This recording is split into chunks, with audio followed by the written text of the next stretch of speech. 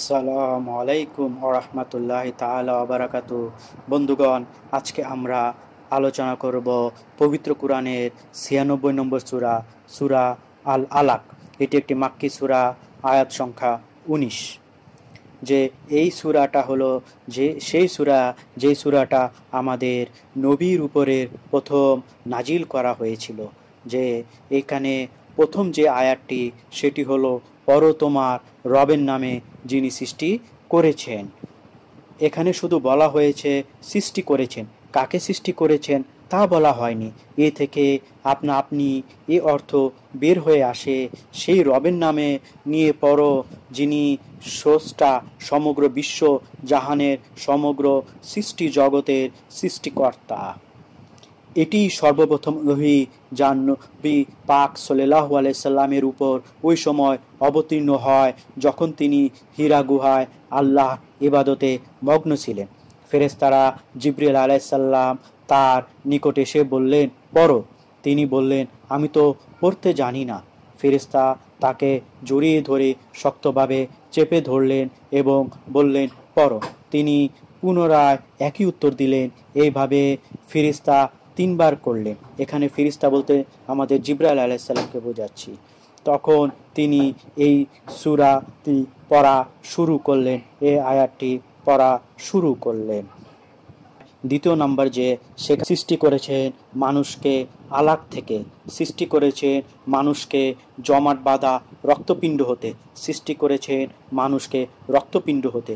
পূর্বের আয়াতে সমগ্র সৃষ্টি জগৎ সৃষ্টির বর্ণনা ছিল। এ আয়াতে সৃষ্টি জগতের মধ্য থেকে বিশেষ করে মানব সৃষ্টির কথা উল্লেখ করা হয়েছে। আল্লাহ তাআলা বলেছেন মানুষকে আলাক থেকে সৃষ্টি করা হয়েছে। আলাক কি? আলাক হচ্ছে আলাক্কাহ শব্দের বহু বচন। এর মানে জমাট, রক্ত বাঁধা।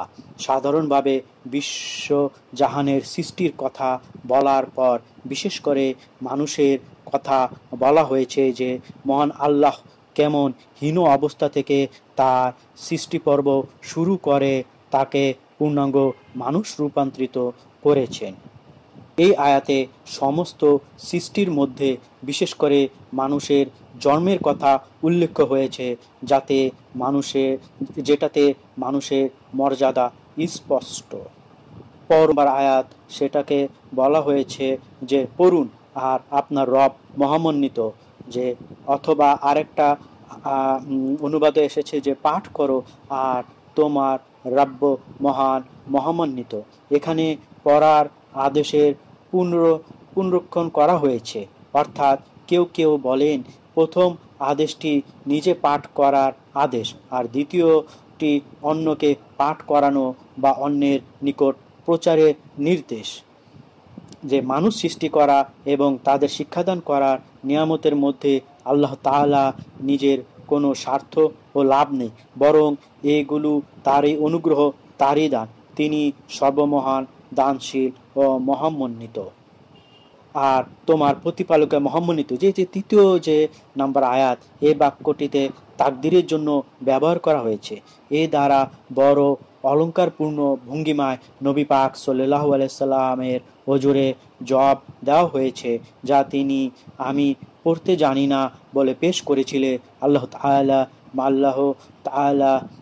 বলেন যে আল্লাহ মহামন্বিত, তুমি পড়ো। অর্থাৎ মানুষের ভুল ত্রুটি উপেক্ষা করে তার বিশেষ গুণ, যিনি কলমের সাহায্যে শিক্ষা দিয়েছেন।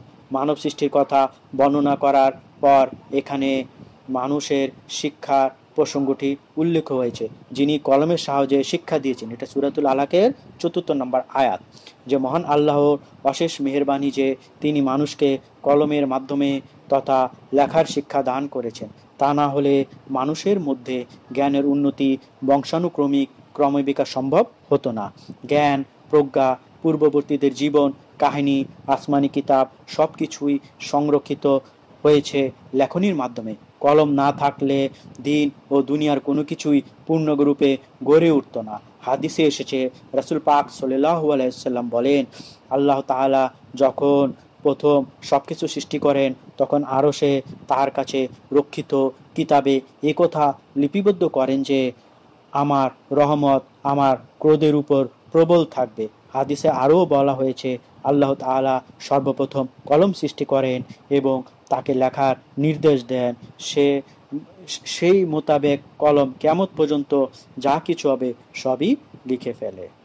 পরে 5 নম্বরে, এই আয়াতের 5 নম্বরে বলা হয়েছে তিনি শিক্ষা দিয়েছেন মানুষকে যা সে জানতো না, অর্থাৎ মানুষকে যা জানতো না সে সম্পর্কে কি শিক্ষা দেওয়া হয়েছে। যে পূর্বের আয়াতে ছিল কলমের সাহায্যে শিক্ষাদানের বর্ণনা, এই আয়াতে উল্লেখ করা হয়েছে যে প্রকৃত শিক্ষাদাতা আল্লাহ তাআলা। মানুষ আসলে ছিল সম্পূর্ণ জ্ঞানহীন। আল্লাহর কাছ থেকে সে যা কিছু জ্ঞান লাভ করেছে, কলমের সাহায্যে যা শিক্ষা দেওয়া হয়েছে তার ব্যাখ্যাই বলা হয়েছে। তিনি এমন সব বিষয় শিক্ষা দিয়েছেন যা মানুষ জানতো না। কেউ কেউ বলেন এখানে মানুষ বলে আদম আলাইসাল্লামকে বোঝানো হয়েছে। আল্লাহ তাআলা তাকে বিভিন্ন বস্তুর নাম ও গুণ শিক্ষা দিয়েছেন, যেমনটি সূরা আল বাকারায় বর্ণনা করা হয়েছে। বলা হয়েছে বাস্তবেই মানুষ সীমা লঙ্ঘনই করে থাকে। আমরা তো মানুষ সীমা লঙ্ঘন করি। আল্লাহ তাআলা আমাদের যেটা আদেশ দিয়েছেন, আল্লাহ তাআলা আমাদের যেটা নিষেধ করেছেন, সেটা আমরা কখনো কি আমরা সেভাবে মানি না। আমরা আল্লাহর সাথে শিরক করি। আমরা আল্লাহর যে দেখানো পথ সেই পথে আমরা চলি না, উল্টা আমরা শয়তানের যে পথ সেই পথ দেখিয়ে চলি। আমরা আল্লাহর সাথে সীমা লঙ্ঘন করি। আল্লাহ যেটা আদেশ, আল্লাহর যেটা নিষেধ, সব কিছুই আমরা কি করি যে মানি না। আল্লাহ আমাদের তুমি রক্ষা করো, আল্লাহ আমাদের ক্ষমা করো, তোমার আদেশ এবং তোমার নিষেধ যাতে আমরা মানি। আমরা মানুষ খুবই ছোট, যেন আমরা সীমা লঙ্ঘন না করি। এই যে সীমা লঙ্ঘনকারীকে আল্লাহ তাআলা পছন্দ করে না। সীমা লঙ্ঘনকারীর উপরে আল্লাহ তাআলা লানত যেমন পড়ে, হে আল্লাহ তোমার যে লানত, এই লানত বহন করা বা সক্ষেপ করা আমাদের মানব জাতির যেমন নাই, আল্লাহ তুমি সমস্ত মুসলমানকে তুমি হেদায়েত দান করো। কারণ কেন মানুষ নিজেকে, দেখো বস্তুত মানুষ সীমা লঙ্ঘন করে থাকে। কেন সীমা লঙ্ঘন করে থাকে? 7 নম্বর আয়াতে আল্লাহ তাআলা বলেন, কারণ সে নিজেকে অমুখাপেক্ষী মনে করে। হায় আল্লাহ তাআলা সব জানে, বান্দার সব জানে, মানুষের সব কি করবে না করে সব আল্লাহ তাআলা কোরআনে লিখে রেখেছে। দেখো 7 নম্বর সূরা আলাকে বলছে, কারণ সে নিজেকে অমুখাপেক্ষী মনে করে, অর্থাৎ সে যে আল্লাহর কাছে যেতে হবে, যে আল্লাহর কাছে গিয়ে ইয়ে করতে হবে, সেটা মনেই করে না। সেই কারণে সে সীমা লঙ্ঘন করে। অর্থাৎ দুনিয়ার ধন দৌলত, সম্মান, প্রতিপত্তি যা কিছু সে চাইতো তার সবই সে লাভ করেছে। এই দৃশ্য দেখে সে কৃতজ্ঞ হবার পরিবর্তে বরং বিদ্রোহের পথ অবলম্বন করেছে এবং সীমা লঙ্ঘন করতে শুরু করেছে। বিভিন্ন বর্ণনায় এসেছে, একবার আবু জহল বলল, যদি মুহাম্মদকে কিবলার দিকে ফিরে সালাত আদায় করতে দেখি তবে আমি অবশ্যই তাকে হত্যা করব। তারপর রাসূল পাক সাল্লাল্লাহু আলাইহি সাল্লাম সালাত আদায় করতে আসলে আবু জাহল তাকে বলল, তোমাকে কি আমি সালাত আদায় করতে নিষেধ করিনি? তোমাকে কি আমি এটা থেকে নিষেধ করিনি? রাসূল তার কাছ থেকে ফিরে আসলেন। আবু জাহল সাথে তার বিতণ্ডা হলো।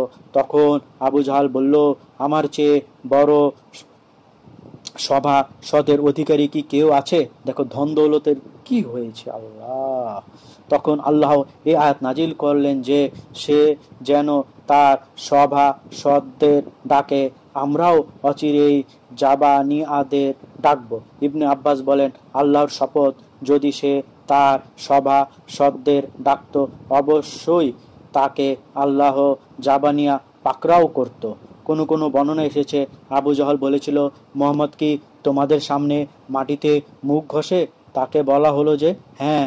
তখন সে বলল, লাত ও উজ্জার শপথ, যদি আমি তাকে তা করতে দেখি অবশ্যই আমি তার ঘাড় পা দিয়ে দাবিয়ে দিব অথবা তার মুখে মাটিতে মিশিয়ে দিব। দেখুন কি পরিমাণ অহংকার করে আমাদের নবীকে কথাগুলো বলতেছিল। অথবা সে রাসূল পাক সাল্লাল্লাহু আলাইহি সাল্লামের কাছে আসলো। তিনি তখন সালাত আদায় করছিলেন। সে তার দিকে অগ্রসর হচ্ছিল।